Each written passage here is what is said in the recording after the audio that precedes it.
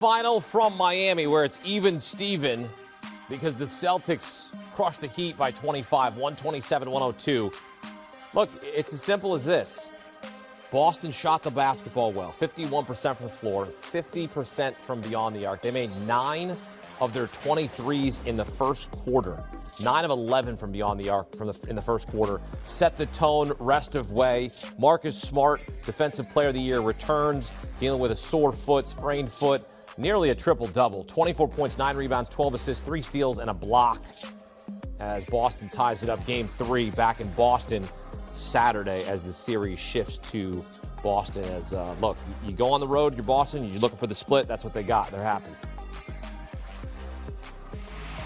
Get some instant analysis. Welcome in CBS Sports NBA insider Bill Reiter. Bill, a 25-point win for the Celtics. Your reaction?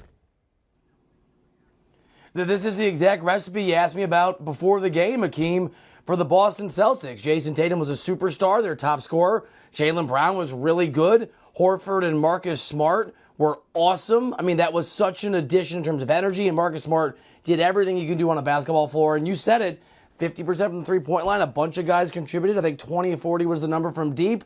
That is a perfect Boston Celtics outing and response to that Game 1 loss. Yeah, they shot 50, 50, and 90.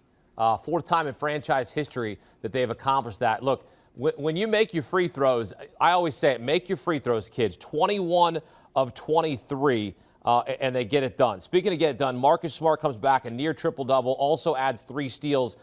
That was the difference, it seemed like. It was just simple enough, like you add him back in the lineup and they're going to win the game based on what he's able to do on the floor. Yeah, I thought the energy he brought and Horford brought was so critical. And obviously, you're right, Smart had 12 assists, 9 rebounds. I mean, the guy was absolutely everywhere. He posterized a Miami Heat defender during the game. The reality is that Marcus Smart is like a lot of these guys in the Celtics team, not a star, but one of the guys. And there's several. Grant Williams is a guy, Al Horford's a guy who can step up and have huge games in that system. And with the adjustments Ime Udoka is going to make and going to make game after game, and that's what he did. He's not Jason Tatum, he's not Jimmy Butler, he's not Luka Doncic, but he's so important for the Celtics to what they do. Horford too, and you're right, their addition was huge for that Boston team. What did the Celtics do to disrupt the Heat? Jimmy Butler still got his. He still got 29 points. What did they do to disrupt Miami? Yeah, to my eye, again, it's exactly what we talked about. I thought Butler had a good game in the box score. He had a good game, but he had to work a lot harder for it. And there were a lot of times, Akeem, especially early in the game in that first half, when the game really got away from Miami, where you could see Butler was frustrated. He would drive, he would attack the rim. There would be a couple guys on him. He kicked the ball to his teammates, and those Miami Heat players either missed shots or, and I thought this is interesting, were really tentative in taking relatively open shots. They moved the ball slowly. The Heat just were really unimpressive in terms of their energy and their effort. You don't usually see this from an Eric Spoelstra team. So the game plan that the Celtics had, great defense and hit them in the nose early. Obviously, both those things paid off in a big way.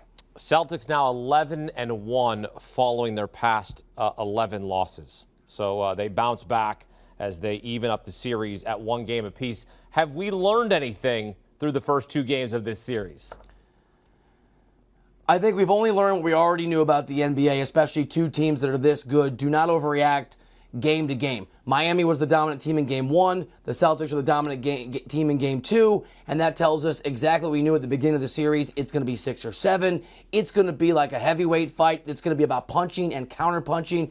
Eric Spoelstra is going to make adjustments. And you hit on this, Akeem. I want to say it. Take nothing away from the Boston Celtics. Incredible game. But if you're going to go in terms of field goal percentage, three-point percentage, and free throw percentage, 50, 50, 90, as a team, you're literally unbeatable. Yeah. And that's not almost certainly going to be replicated later in this series, both because the Heat were humiliated, so they're going to be motivated to play much better defense, and just because statistically speaking, that's highly unlikely. So I think what we learned is these are what we knew, 2 great teams. It's going to be a battle, and we can't overreact, whether we're putting money on these games or just trying to figure out who's going to win. You can't overreact game to game. I think this series goes down to the wire.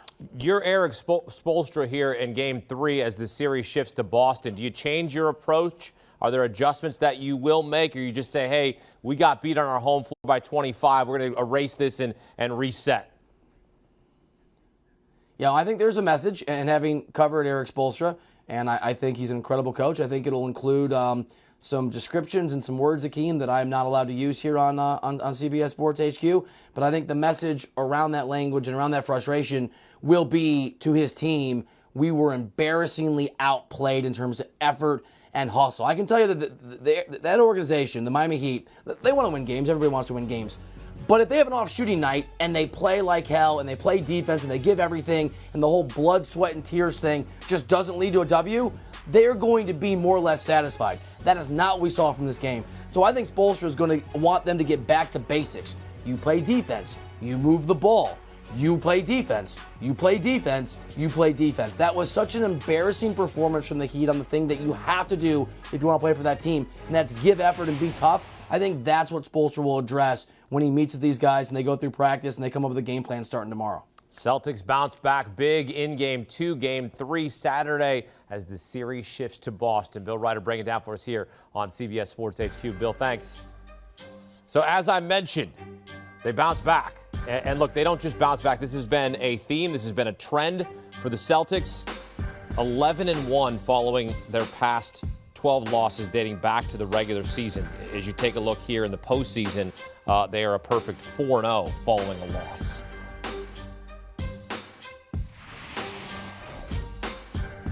Do you want a sports network that delivers everything that matters about the game? The highlights, the picks, the instant analysis, no yelling, no fake debates, no politics. Hit the subscribe button and never miss a moment.